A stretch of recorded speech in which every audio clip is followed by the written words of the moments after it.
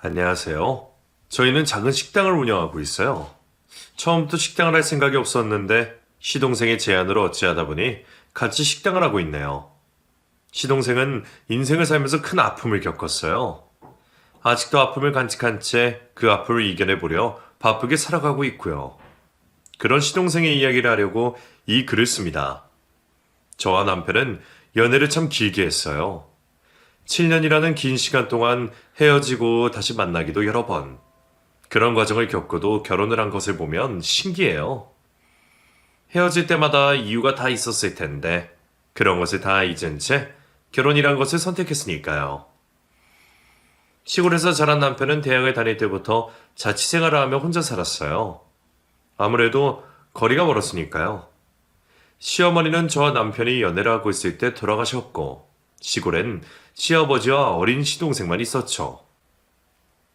저희가 결혼을 하고 얼마 있지 않아 연세가 많으신 시아버지마저 돌아가시고, 그 이후로 시동생을 저희 집으로 데리고 같이 살게 되었어요. 고등학생이었던 시동생은 부모님이 모두 돌아가시고 형의 집에서 살아서 그런 것인지 일찍이 철이 들었고, 속 한 번 썩인 적이 없는 몸도 마음도 아주 건강했어요. 제 생일에는 미역국을 끓여주겠다고 미역을 물에 불리다가 미역이 주방바닥을 삼킨 적도 있었어요. 요리를 처음 해본 시동생은 미역이 물에 부풀면 그렇게 많아질 줄 모르고 한 봉지를 다 담근 거죠.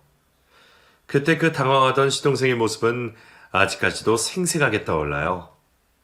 그런 시동생이 대학을 졸업을 하고 직장에 들어가기까지 저희는 물심양면으로 도와주었어요. 제 아이를 낳아 키우면서 시동생까지 케어한다는 것이 힘에 부칠 때도 있었지만 시댁 식구가 아니라 제 아이다 싶은 마음으로 대했어요. 시동생 역시 그런 저희에게 늘 고마워했고 나중에 직장을 다니게 되면 꼭 보답하겠다고 말을 했어요. 시동생은 군대를 다녀오고 대학을 졸업하고 잠시 쉬는 것도 없이 바로 직장에 취직을 하게 되었어요. 저희가 고생한다며 하루라도 빨리 도와주고 싶은 마음에 밤낮으로 고생한 것을 알기에 시동생이 너무 기특했어요. 처음에는 회사 생활에 적응하느라 힘들어했지만 특유의 낙천적인 성격으로 금방 이겨냈어요. 그렇게 한 달이라는 시간이 흘렀고 처음 월급을 받은 날 가족들의 선물을 사왔어요. 어디서 들었는지 첫 월급은 부모님에게 빨간색 내복을 사준다기에 사왔다며 저희가 부모님 대신이라고 생각하며 사왔다고 말했어요. 그 말을 들은 남편은 저축이나 하라고 말을 하면서도 입가에는 미소가 번졌어요.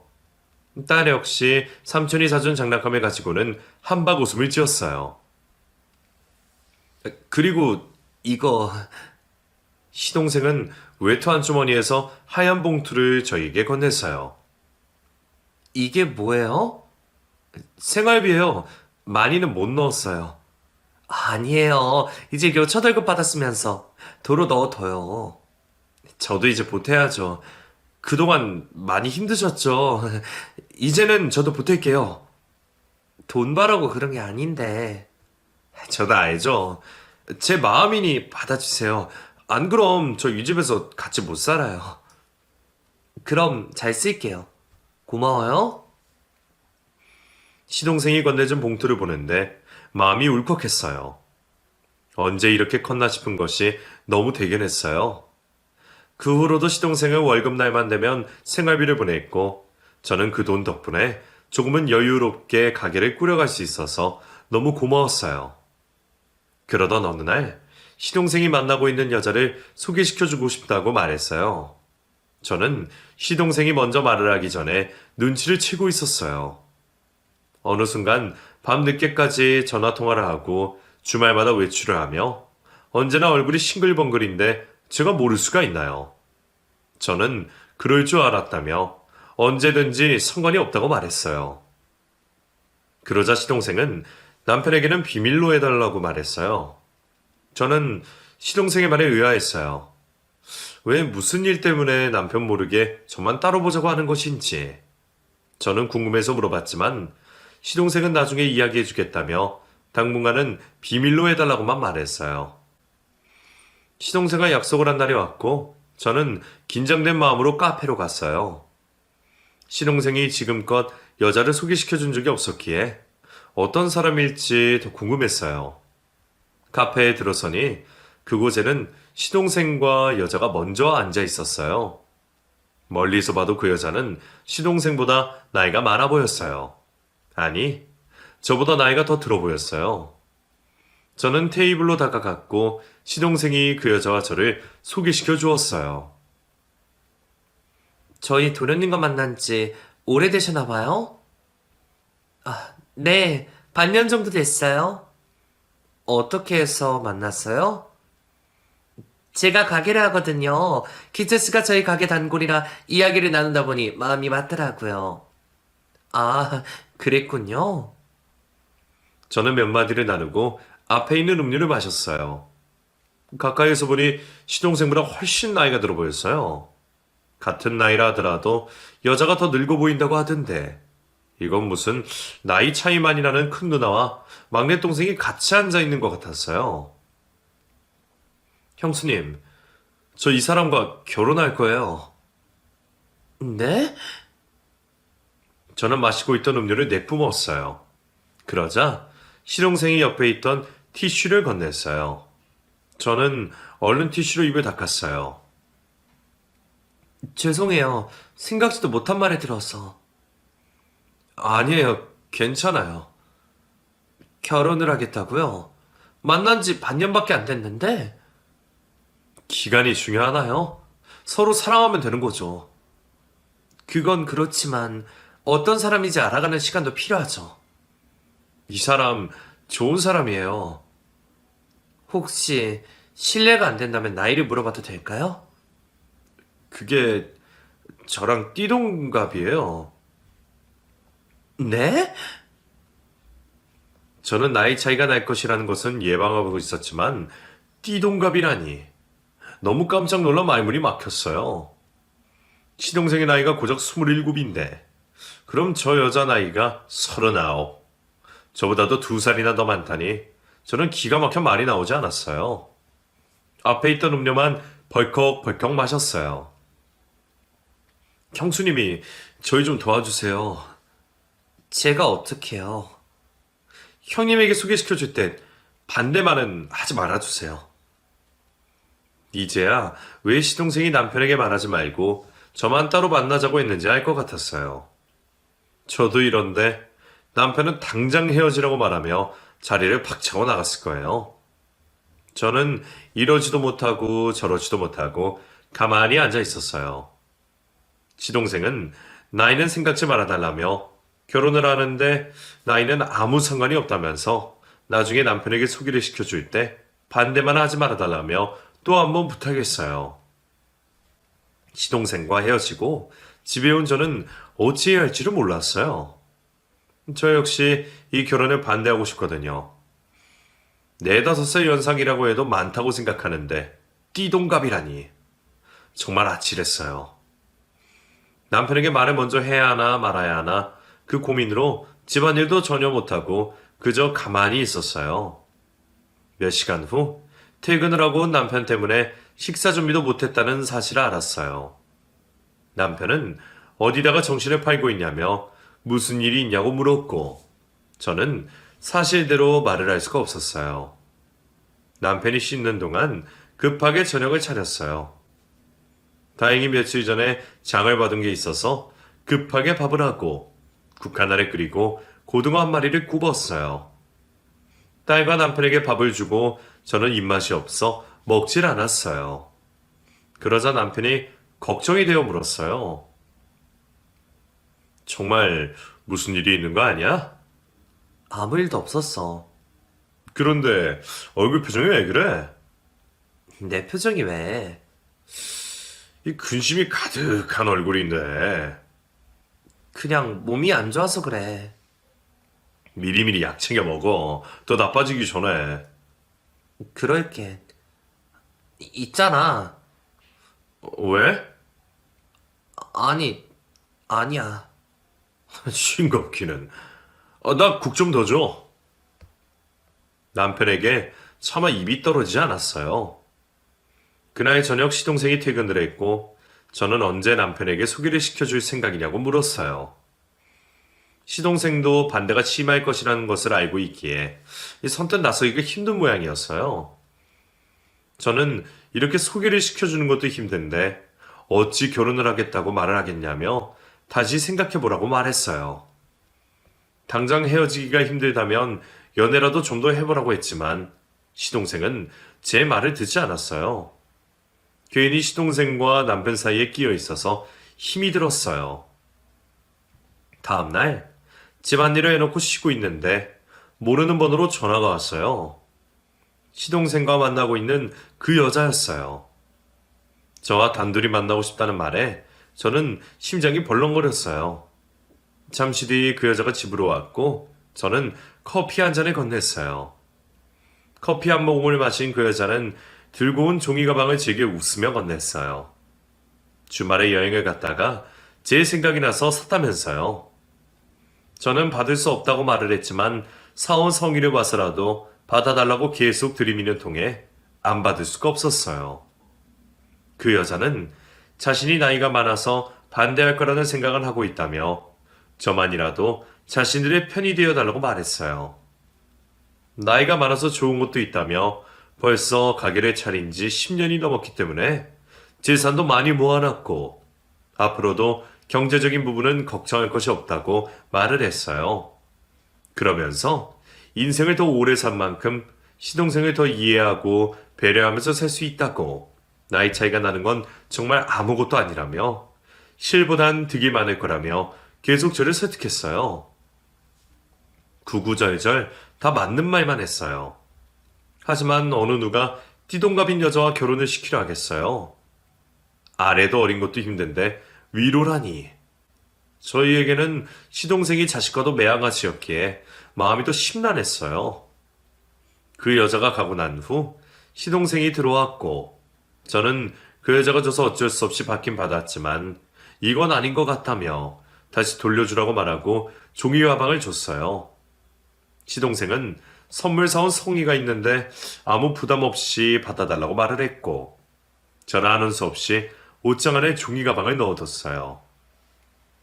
몇 주가 지나고 시동생은 마음의 결정을 내렸는지 남편에게 정식으로 이번 주말에 결혼할 여자를 데리고 오겠다고 선언했어요. 아무것도 모르고 있는 남편은 시동생이 벌써 장가를 갈 때가 되었냐며 웃었어요. 어떤 사람을 데리고 올지 궁금하다며 설레어했어요. 저는 그런 남편을 보면서 안절부절했어요. 지금이라도 미리 말을 할까 계속 고민이 되었지만 용기가 나지 않았어요. 차라리 그때 카페에서 처음 만났을 때 그때 털어놓을 걸 후회가 되었어요. 그리고 주말 아침이 다가왔고 남편은 시동생이 데리고 오는 여자에게 잘 보이기 위해서 옷을 신경 쓰고 있었어요. 저보고도 음식에 신경을 쓰라며 잔소리를 해댔어요. 저는 음식을 준비하면서도 마음은 콩밭에 가 있었어요. 그러다가 뜨거운 프라이팬에 손도 여러 번 대었어요. 남편은 조심해서 하라며 자기가 시댁에 인사를 하러 가는 것도 아닌데 긴장을 하고 있냐며 핀잔을 주었어요. 잠시 뒤 시동생이 그 여자를 데리고 집으로 왔고 저는 심장이 터지는 줄 알았어요. 남편은 그 여자와 인사를 나누고 식사를 하면서도 계속 그 여자를 살폈지만 별다른 말은 없었어요. 저라도 이것저것 물어보면 괜찮았을 텐데 도둑이 제발 저린다고 신경이 쓰여서 말을 건넬 수가 없었어요. 그나마 딸아이 때문에 이런저런 이야기를 나누어 분위기는 많이 어색하지 않았어요. 식사를 마치고 나서 남편은 차를 마시며 그 여자에게 궁금했다는 듯이 물어봤어요. 우리 기철이랑은 나이 차이가 어떻게 되죠? 12살 차이나요? 12살이요? 설마 아내는 아니겠죠? 네. 제가 하는 말에 너무 기분은 나빠하지 말아요. 우리 기철이 고작 이제 27 꽃다운 나이인데 39이라뇨. 이게 가당키나 하는 소리입니까? 놀라실 거라고는 알고 있었어요. 그럼 이 결혼 반대할 거라는 것도 알고 계시겠네요. 저희에게 나이는 아무 상관이 없어요. 지금 두 사람이 콩깍지가 껴서 아무것도 눈에 보이는 게 없나 본데. 기철이도 기철이지만 아가씨도 그 나이에 맞는 상대로 결혼해야지 어린 사람이랑 결혼해서 뭐 좋을 것이 있다고 자식 키우는 것도 아니고 안 그래요? 다시 한번 생각해 주세요. 기철 씨랑 잘 살 자신이 있어요. 다시 생각하고 말 것도 없고 나는 무조건 반대니까 이제 그만 나가줘요. 남편은 자리에 일어나 안방으로 들어갔고 저는 난감했어요. 시동생은 난처한 얼굴을 지으며 그 여자를 데리고 밖으로 나갔고 집은 다시 조용해졌어요. 저는 남편이 있는 방으로 들어가 좋게 이야기하면 될 것을 꼭 그렇게 말을 해야 했냐고 시동생과 그 여자는 돌아갔다고 말을 하고는 주방에 들어가 그릇들을 정리하고 있었어요. 잠시 뒤 남편이 들어와 냉장고에서 얼음물을 꺼내어 벌컥벌컥 마셨어요. 어디 결혼할 여자가 없어서 저런 여자를 데리고 왔냐며 노발대발이었어요. 그러면서 저더러 왜 아무 말도 하지 않고 꿀먹은 벙어리처럼 가만히 있었냐며 당신 동생이라도 이렇게 가만히 보고만 있을 거냐고 저에게 화풀이를 해댔어요. 저 역시 반대라고 말을 하며 한 사람만 하면 될 것을 두 사람이 똑같이 그럴 필요는 없지 않냐고 말했고 남편은 그제서야 제게 화를 낸 것에 사과를 했어요. 그때 그 여자를 데리고 밖으로 나갔던 시동생이 집으로 돌아왔어요. 그리고는 주방에 있는 남편에게 다가왔어요. 어떻게 자신이 사랑하는 여자한테 그렇게 말을 할 수 있냐며 화를 냈어요. 한 번도 본 적이 없던 시동생의 모습에 남편도 화가 났어요. 당장 그 여자와 헤어지라며 호통을 쳤죠. 두 사람이 언성을 높이자 방에서 잠을 자고 있던 딸아이가 울면서 나왔고 저는 딸아이를 달래며 방으로 들어갔어요. 밖에서는 계속해서 두 사람이 말싸움을 하고 있었고 곧이어 현관문이 닫히는 소리와 함께 조용해졌어요. 저는 잠든 딸아이를 다시 침대에 눕히고서는 밖으로 나왔어요. 밖에는 남편이 어깨가 축 처진 채 앉아 있었어요. 시동생이 결혼을 허락할 때까지는 집에 들어오지 않겠다며 짐을 싸들고 가버렸다고 말했어요. 자기를 어떻게 해서 키웠는데 이런 식으로 할 수 있냐며 남편은 시동생에게 많이 실망을 했어요. 다음날 저는 시동생에게 전화를 걸었지만 시동생은 받지 않았어요. 하는 수 없이 그 여자에게 전화를 걸었고 시동생이 그 여자와 함께 있다는 것을 알게 되었어요. 저는 시동생을 만나 이렇게 나가버리면 걷잡을 수 없게 된다며 싸우더라도 집 안에서 싸우라고 말했어요. 그러자 시동생은 자신의 결혼인데 왜 그러는지 이해를 할 수가 없다며 들어오지 않으려 했어요. 그럼 형님이랑 연 끊고 사실 거예요? 그건 아니에요. 그럼 저랑 같이 지금 들어가요. 시간이 길어지면 들어오고 싶어도 못 들어가요. 지금 들어갈 것 같았으면 어제 나오지도 않았어요. 형님도 어제 잠 한숨도 못 잤어요. 그러니까 들어가서 이야기해요. 저는 시동생을 겨우 설득해서 데리고 들어왔고 남편과 시동생은 서로 마음은 아니면서 선뜻 예전처럼 살갑게 행동하지 않았어요. 그래도 시간이 약이라고 한 집에 마주하고 있으니 어색했던 분위기가 조금은 사라지는 것 같았어요. 시동생은 계속해서 남편을 설득했고 남편은 끝까지 안 된다고 고집을 피웠지만 결국엔 결혼을 허락하고 말았어요. 마음이 더 약한 사람이 지게 되는 건가 봐요. 두 사람은 결혼을 했고 동서가 사는 집으로 시동생이 들어가 살게 되었어요. 본인 입으로 재산을 많이 불려놨다고 말을 하더니 정말 그랬어요. 전원주택인 집은 마당도 있고 깔끔하게 정리가 되어 있었어요. 신혼여행을 다녀온 후 집들이 초대해 갔다가 저는 괜히 주눅이 들었어요. 이렇게 살기까지 동서도 많이 힘들었겠지만 저는 결혼을 하고 아이를 낳아 키우며 시동생까지 케어하느라 생활이 빠듯했거든요. 상대적 박탈감이라고 해야 하나요? 저희 집도 그렇게 못 사는 편이 아니었지만 동서내에만 다녀오면 알게 모르게 비교가 되고 기분이 우울해졌어요.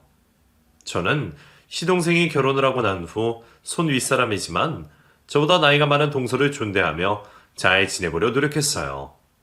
하지만 동서는 자신이 저보다 나이가 많다는 이유로 은근히 저를 얕잡아 보는 것 같았어요. 가끔씩 자신이 손 윗사람인 것 마냥 행동을 했어요.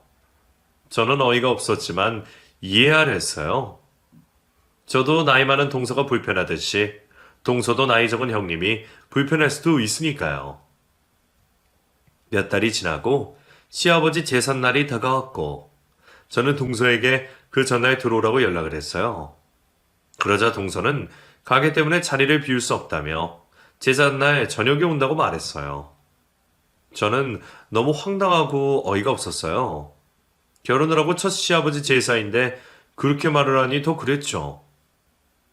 장은 다 봐놓을 테니까 내일 오후에 들어와서 음식만 같이 준비해요. 그 정도는 시간 뺄 수 있잖아요. 예약 손님이 있어서 그건 불가능해요. 한 달 전에 시아버지 길이라고 말했었잖아요. 일을 하다 보면 깜빡할 수도 있지. 음식하는 것이 문제라면 놔둬요. 여기 음식 잘하는 곳에 주문하면 되니까. 뭐라고요? 형님은 집에만 있어서 시간이 많겠지만 나처럼 일하는 사람은 그렇지가 않잖아요? 돈은 내가 낼 테니까 돈 걱정하지 말고 음식 주문해요. 먹을 사람도 많이 없고 요즘은 그렇게 음식 주문하는 게 오히려 더 싸게 치여요. 굳이 시간 낭비할 필요 있어요? 결혼하고 몇 번 지낸 것도 아닌데. 참 너무하시네요. 그런 방법이 없는데 어떡해? 됐어요. 내가 알아서 할게요. 전화를 끊고 나서 저는 화가 나서 미칠 것 같았어요. 무슨 이런 사람이 다 있는지. 시부모님이 없다고 이렇게 행동을 하는 건지 너무 어이가 없었어요. 결혼을 하기 전에는 그렇게 살살 거리더니 결혼을 한 지 몇 달이 지났다고 벌써 본색을 드러내는 건지 진짜 속이 가까워서 미칠 것 같았어요. 저는 남편에게 연락을 했고 이러쿵 저러쿵 이야기를 꺼냈어요. 남편은 처음에는 저에게 말에 맞장구를 쳐주다가 상황이 그렇게 됐으면 어쩔 수 없지 않느냐며 지금껏 혼자서야 했는데 이번까지는 고생 좀 해달라고 말했어요. 괜히 별것도 아닌 일로 서로 마음 상할 필요는 없지 않냐면서요. 결혼에 반대했던 언제고 지금은 또 이 일로 시동생 부부가 싸우지는 않을까 걱정을 하고 있는 걸 보니 어이가 없었어요. 다음 날부터 저는 조금이라도 아껴보겠다며 시장을 다니며 조금씩 제사장을 받고 제삿날 아침부터 부지런히 움직였어요. 혼자 살 때에는 아무렇지 않았는데 며느리가 하나 더 있는데 혼자 하고 있으려니 부하가 치밀어 올랐어요. 주말이면 남편이라도 도와주겠지만 평일이라 회사 가고 저 혼자 살고 있으니 괜시리 서러워졌어요. 찌짐을 굽고 나물을 볶고 탕국을 끓이고 온 집안에는 참기름 냄새, 기름 냄새로 가득했어요. 학교를 갔다 온 딸아이는 하나만 먹으면 안 되냐고 물었고 저는 할아버지가 드실 거니 안 된다고 말했어요. 그러자 딸아이는 저 몰래 주방을 왔다 갔다 하며 제가 만들어 놓은 음식을 소쿠리에서 하나씩 몰래 빼먹었어요. 그렇게 먹는 것도 또 하나의 즐거움이기에 저는 보고는 모른 채 했어요. 보통 때보다 조금 일찍 퇴근을 한 남편이 술을 사왔고 제사상에 음식들을 담은 제기를 옮겼어요. 모든 것이 다 차려졌을 때 동선애가 들어왔어요. 저는 인사만 나누고서는 주방으로 들어와서 뒷정리를 하고 있었어요. 그때 시동생이랑 동서가 주방으로 들어왔어요.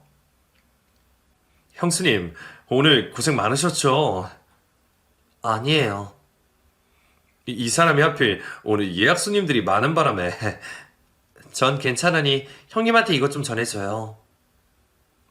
저는 막걸리를 시동생에게 건넸어요. 시동생은 남편에게 갔고 주방에는 동서와 단 둘이 남게 되었어요. 제사가 끝날 때까지 저희는 아무런 말도 하지 않았어요. 제가 먼저 말을 하지 않으니 동서도 저에게 말을 걸지 않았어요. 제사를 다 지내고 가족들이 둘러앉아 밥을 먹었어요. 나물들을 밥과 비벼 먹는 것을 좋아했던 시동생은 고추장을 넣어서는 맛있게 비벼서 먹었고 동서는 늦은 시간이라 먹지 않겠다고 말했어요. 못 본 사이에 있었던 일들을 이야기를 나누고 있었는데 동서가 시동생에게 자꾸 일어나자는 눈치를 줬어요. 늦은 시간이니 집에 빨리 가고 싶은 마음은 알겠으나 온지 얼마나 됐다고 벌써부터 가자고 눈치를 주는 동서가 너무 얄미웠어요. 남편도 눈치를 챘는지 내일 회사 가려면 일찍 나서야 되지 않겠냐고 말을 했고 동서는 기다렸다는 듯이 웃으면서 자리에서 일어났어요. 그러자 시동생이 형님과 이야기하고 있을 테니 뒷정리 다 하고 나서 부르라고 말했어요. 동서의 얼굴은 일그러졌고 저는 마음속으로 웃었어요. 설거지통 안에는 설거지거리가 가득 있었어요. 저는 동서에게 앞치마를 건네며 일부러 설거지를 하라고 시켰어요. 시동생과 같이 있을 때에만 저에게 살갑게 대하는 동서가 얄미워서였어요. 제 예상대로 동서는 시동생이 있으니 군말 없이 설거지를 다 끝냈어요. 저는 시동생에게 줄 음식 통에다가 담아서 건넸어요. 그러자 동서가 제 음식 장만하느라 고생했다며 봉투를 꺼냈어요. 저는 됐으니 이거 뭐 가져가라면 돌려줬고 시동생은 왜 혼자서 다 하려 하냐며 받으라고 했어요. 동서네를 보내놓고선 저는 소파에 누워 다리를 쭉 뻗고 쉬었어요. 일찍 갈 생각에 일어났다가 설거지를 하고 있는 동서의 일그러진 얼굴 표정이 떠올라 웃음이 나왔어요. 하루 종일 음식하느라 힘들었던 것이 한순간 다 날아가는 것 같았어요. 그렇게 동서와 티격태격 지내는 동안 몇 달이 지났고 어느 날 남편이 어두운 표정으로 저를 불렀어요. 요즘 회사 사정이 많이 좋지 않다며 아마 실직을 할 수 있다고 말했어요. 그 전부터 어렵다는 얘긴 들었지만 사람을 내보낸 만큼 어려운 줄은 몰랐던 저는 걱정이 되었어요. 매달 들어가는 곳은 많은데 남편이 다른 회사에 바로 취직할 수 있을지도 미지수였거든요. 저라도 딸아이가 없을 때 일이라도 해야 하나 일자리를 알아봤지만 쉽지가 않았어요. 그러고 얼마 되지 않아 정말 남편을 실직하게 되었고 퇴직금과 집 담보로 빌린 대출금으로 사업을 하려다 그만 사기꾼에게 당해 다 날리고 말았어요. 이제 어쩔 거야. 당신만 믿으면 된다며. 그놈이 사기꾼일 줄 누가 알았겠어. 잘 알아봤어야지. 이제 우리 어떡해. 집도 다 날아가게 생겼는데. 미안하다. 지금 미안하다가 다가 아니잖아. 나도 방법을 찾고 있어. 무슨 방법? 방법이 있기는 있는 거야? 재촉 좀 하지 마. 내가 재촉 안 하게 생겼어? 그러게 사업은 왜 한다고 나서서는 그냥 작은 회사에나 들어가서 따박따박 월급 받아면 좋았잖아. 나도 미치겠으니까 이제 그만 좀 해. 뭘 잘했다고 큰 소리야. 그게 나 혼자 잘 먹고 잘 살자고 그런 거야? 다 우리 가족을 위해서 그런 거잖아. 저와 남편은 언성을 높여 크게 싸웠고 연락도 없이 시동생이 집으로 들어왔어요. 딸아이가 저희가 싸우는 모습을 보고 시동생에게 전화를 한 모양이에요. 시동생에게 좋은 모습도 아니고 이런 모습까지 보이는 것이 너무 속상했어요. 저희 사정을 다 들은 시동생은 자신의 집에 들어와 같이 살자고 말했어요. 저희는 그럴 수 없다며 반대를 했지만 시동생은 다른 방법이 없질 않냐고 말했어요. 하루아침에 빈털터리가 된 저희 부부는 시동생에게 짐이 되고 싶지 않았지만 시동생 말처럼 다른 방법도 없고 앞길이 막막했기에 염치불구하고 시동생의 집으로 들어갔어요. 남편은 시동생에게 잘 사는 모습을 보여줘야 하는데 이런 모습이라 미안하고 고맙다고 말을 했어요. 시동생은 지금껏 키워주신 은혜를 지금이라도 갚을 수 있어서 좋다며 그런 생각하지 말고 직장을 구하고 다시 일어설 때까지 편안하게 있으라 말했어요. 저희는 그런 시동생에게 너무 고마웠어요. 그리고 시동생의 의견에 따라준 동서에게도 많이 고마웠어요. 저는 고마운 마음에 집안일을 해주었고 동서는 처음에는 아무것도 하지 말고 편안하게 있으면 되는데 이러면 자신이 너무 미안하다고 말하며 고마운 기색을 하더니 어느 순간 당연한 아들 여기고 저를 가정부 대하듯 하기 시작했어요. 이왕 하는 김에 이렇게 해달라 저렇게 해달라 요구사항도 많았어요. 화도 나고 속상은 했지만 괜히 이런 걸로 분란을 일으키기가 싫었어요. 어찌됐건 이 집에 빌부터 살고 있는 건 저희니까요. 제가 마음의 상처로 가득해질 때 다행히 남편은 다른 회사에 취직을 하게 되었어요. 저는 뛰듯이 기뻤어요. 몇 년만 더 일하면 눈치 안 보고 우리 가족끼리만 살 수 있으니까요. 저는 그날만 기다리며 속상한 일이 있어도 속으로 삼켰어요. 그러던 중 동서가 조금 늦게 출근하던 날이었어요. 햇볕이 좋아 마당에서 빨래를 널고 있는데 동서가 쿵쾅거리며 제게 쫓아왔어요. 영문을 몰라 쳐다보고 있으니 들고 있던 니트를 제게 내밀었어요. 이거 세탁기 돌렸어요? 세탁실에 있길래 왜요? 이걸 세탁기 돌리면 어떻게 해요? 돌려도 되는 건 줄 알았어요. 눈깔 없어요? 손빨래 했어야지.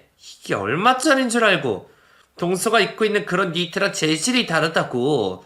고급 니트를 세탁기에 막 돌리면 어쩌자는 거야? 동서, 말이 좀 그렇네? 내가 뭘? 지금 좋은 소리 나오게 생겼어? 동서는 제게 말을 놓으며 제 얼굴로 삿대질을 대며 소리를 질렀고 저 역시 그동안의 서름이 폭발하게 되었어요. 널고 있던 빨래를 바닥에 내팽개를 치며 동서에게 소리쳤어요. 동서, 내가 그동안은 참았는데 도저히 못 참겠다. 손윗 사람한테 지금 이게 무슨 짓이야?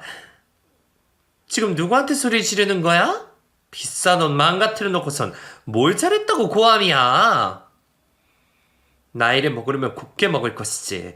동서는 위아래도 없어? 내가 이 집에서 이러고 있다고 내가 우습게 보인다 이거야?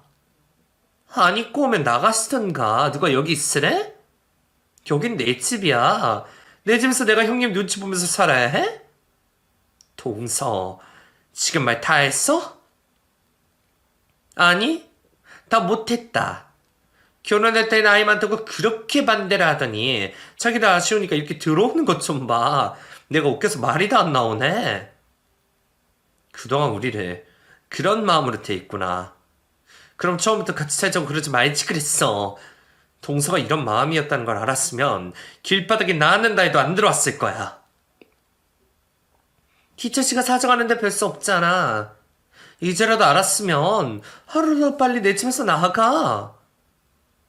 저는 동서의 말에 말문이 턱 막혔어요.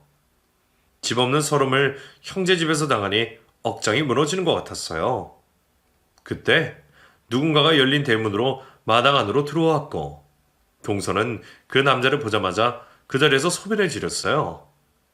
순간 저는 너무 놀라서 눈이 휘둥그레졌어요. 그 남자는 동서에게 엄마라고 부르며 다가갔고 동서는 멍하니 있다가 정신이 번쩍 든 것인지 그 남자에게 밖으로 나가자며 팔을 잡아 끌어냈어요. 그 남자는 이제 이 집에서 엄마랑 같이 살 거라며 실랑이를 벌였어요. 저는 엄마라고 말하는 그 남자에게도 놀랐지만 어린아이도 아닌 다 큰 청년이라는 것에 더 놀랐어요. 동서는 계속해서 그 남자를 끌어내려 했고 그 남자는 버텼어요. 저는 이게 다 무슨 소리냐고 고함을 지르며 그 남자에게 저 여자가 당신 엄마냐고 물었어요. 그러자 그 남자는 자신의 엄마가 맞다고 말했어요. 저는 너무 놀라 다리에 힘이 풀려 주저앉고 말았어요. 그 순간 시동생이 들어왔고 실랑이를 벌이고 있는 그 남자를 떼어내고 동서를 안으며 괜찮냐고 물었어요. 동서는 말없이 고개만 끄덕였어요. 당신 뭐야? 누군데 남의 집에서 행패야? 경찰에 신고하기 전에 당장 이 집에서 나가! 자식이 엄마 집에 온 걸 어디에다가 신고해? 뭐? 당신이랑 결혼한 사람이 내 엄마야. 별 미친 새끼 다 봤네. 당장 안 꺼져? 내 말이 사실인지 아닌지 저기 저 사람한테 물어보면 되겠네. 그 남자는 동서를 가리켰고 동서는 온몸을 바르르 떨고 있었어요. 시동생은 동서에게 저 남자가 하는 말이 다 무슨 말이냐고 물었고 동서는 입을 꾹 다물고 있었어요. 이걸 물어보고 있는 내가 미친놈이지. 저 정신 나간 놈만은 있다니. 이왕 이렇게 된 거 그럼 내가 말해주지. 나는 당신이 결혼한 여자의 아들이 맞고 지금까지 그 시골 구석에서 할머니 손에서 자랐어. 20살이 되면 같이 살 수 있다고 해서 지금까지 기다렸는데 데리러 올 생각을 안 하고 있으니 별 수 있어? 내가 찾아오는 수밖에. 시골? 시골이라면 내가 그 집에 몇 번을 갔었는데 너 본 적 없었어. 당연하지. 당신이 올 때마다 난 다른 곳에 숨어 있었으니까. 뭐? 그럼 아빠는? 그건 저 여자한테 물어봐. 나는 아빠도 없이 태어나 저 여자 손에 버려져서 할머니 손에서 죽은 듯이 자랐으니까. 어쨌거나 나는 20살이 되면 이곳에서 살기로 되어 있었으니까 오늘부터 이 집에서 살 거야. 당장 못 일어나? 그 남자는 마당에 대자로 뻗었고 시동생은 그 남자를 일으켜 세우려 했지만 도통 일어나지 않았어요. 그러다 시동생은 멀찍이 훌쩍이고 있는 동서에게 다가가 사실대로 말하라며 동서의 몸을 흔들어댔어요. 동서는 아무 말도 하지 않다가 시동생이 계속해서 윽박을 지르자 그 남자의 말이 다 사실이라고 시인을 했고 시동생은 털썩 주저앉았어요. 동서는 고등학교 때 사고를 쳐 아이를 임신했고 아이를 낳았고 친정 부모님이 지금껏 키웠던 것이다. 이 모든 걸 감쪽같이 속이고 시동생과 결혼을 했던 것. 화가 머리끝까지 난 시동생은 동서를 끌고는 대문 밖으로 나갔고 저는 여기 일이 해결이 되면 연락이 갈 테니 그 남자에게 집으로 돌아가라고 말했어요. 그러자 그 남자도 아무 말 없이 밖으로 나갔어요. 한순간에 태풍이 지나간 듯 정신이 혼미했어요. 마당에 떨어진 빨래를 바구니에 다시 담고 있는데 퇴근을 한 남편이 들어왔고 저는 남편을 보자마자 울음을 터뜨렸어요. 동서에 대한 이야기를 전해들은 남편은 시동생에게 다급하게 전화를 걸었지만 연락이 되지 않았어요. 무슨 일이라도 생길 것 같은 불안감에 가만히 있을 수가 없었어요. 계속해서 전화를 해도 연락이 되지 않고 저희는 뜬 눈으로 밤을 지샜어요. 아침이 되자 만신창이가 된 시동생이 힘없이 돌아왔고 남편은 한달음에 달려가 시동생을 안았어요. 시동생은 남편의 품에서 대성통곡을 했어요. 한참을 그렇게 울던 시동생은 제가 좀 물을 먹고는 조금 진정이 되었어요. 남편은 이야기를 들었다며 연락도 안 되고 얼마나 걱정을 했는지 아냐며 울먹거렸어요. 시동생은 동서를 데리고 처가에 갔다가 오는 길이라고 했어요.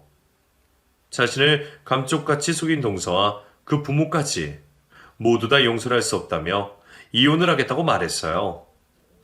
남편은 우리도 마찬가지라며 그렇게 하라고 했고 시동생은 잘 살고 싶었는데 결국 이렇게 됐다며 결혼할 때 가슴 아프게 해서 너무 후회한다고 했어요. 남편은 다 지나간 과거일 다시 들춰내면 뭐하냐며 앞으로가 중요하다고 말하며 시동생을 방으로 데려가 눕혔어요. 한순간에 모든 것들이 아작이 난 시동생과 그런 모습을 보고 가슴 아파하는 남편. 저는 너무 힘이 들었어요. 다음날 그 여자가 아무렇지 않은 듯이 제 발로 집으로 돌아왔고 저는 당장 이 집에서 나가라며 소리를 질렀어요. 여기가 어디라고 낯짝을 들이밀어? 당장 못 나가? 내가 왜 나가? 정말 너란 년은 이해를 할 수가 없는 년이야. 양심에 가책도 없나. 어떻게 뻔뻔하게 여기 들어올 수가 있지? 내가 억지로 끌어내기 전에 좋은 말로 할 때 네 발로 나가. 아직도 정신을 못 차렸네? 여긴 내 집이야. 나갈 사람들은 당신들이라고. 아니 인연이 내가 아직도 자기 밑으로 보이냐? 이 집 네 돈 주고 산 집 아니잖아. 월세잖아. 안 그래? 뭐? 내가 모를 것 같았어. 보증금도 3천 주머니에서 나온 거 다 알고 있고 나가려면 네가 꺼져. 자기 집도 아닌 주제 어쩜 그렇게 말끝마다 내 집 내 집. 인생 모든 것이 다 거짓인 주제. 누가 그래? 어느 미친놈 이 집이 내 집이 아니래. 너는 끝까지 거짓말이구나. 나이가 많은 동서가 결혼을 할 때 집이라도 있으면 낫지 않을까 하는 마음에 시동생과 동서는 동서의 집이라고 거짓말을 했던 것이었어요. 그 사실은 남편이 실직을 하고 퇴직금을 날리고 오도 가도 못할 때, 그때 시동생에게 들었어요. 제가 동서에게 너무 미안하다고 절대로 이 집에 들어오지 않겠다고 고집을 피우니 시동생이 저만 알고 있으라고 알려준 것이었어요. 그러니 전혀 미안해할 필요가 없다면서요. 저는 그동안 그것을 알고 있으면서도 말하지 않았던 것은 자가든 월세든 시동생과 동서가 사는 공간에 저희가 들어가게 된 것이니 미안해서였어요. 그런 줄도 모르고 동서는 끝까지 제게 자신의 집에 얹혀 산다며 무시를 했었죠. 제가 다 알고 있다는 사실을 한 동서는 당황해하는 표정을 지었어요. 그때 방에서 누워있던 시동생이 여행 가방을 들고 와서는 동서에게 내던졌어요. 동서는 뻔뻔하게도 이대로는 못 헤어진다고 말을 했어요. 벌써 20년이 지난 일이고 자신의 아들은 두 번 다시 여기 오지 않을 거라고 말하면서요. 시동생은 자식 가슴에 평생 한 맺히게 하지 말고 가서 엄마 노릇이란 잘하라고 소리를 지르며 동서를 밀쳐냈어요. 얼마 후 시동생은 동서와 이혼을 했고 그 충격으로 다니고 있던 회사까지 그만두게 되었어요. 저희는 그런 시동생이 다시 기운을 차리고 일어날 수 있게 도와주려 애를 썼지만 좀처럼 시동생은 이겨내지 못했어요.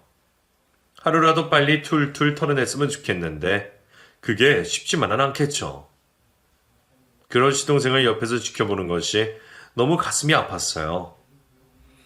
그렇게 몇 달이 흘렀고 오랜 시간이 걸릴 줄 알았던 시동생은 생각외로 빨리 기운을 차렸고 저희에게 식당을 차려보는 것이 어떻겠냐고 제안을 했어요. 그동안 멍하니 있는 줄로만 알았는데 그것이 아니었어요. 시동생의 말이 저희는 안도를 했고 발품을 팔아가며 식당을 차렸어요.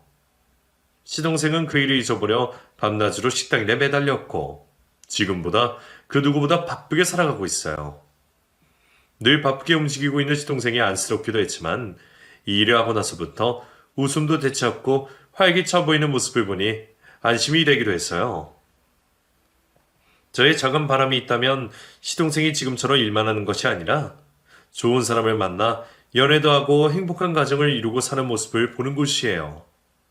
그것이 언제가 될지 모르겠지만 그런 날이 하루라도 빨리 왔으면 좋겠어요.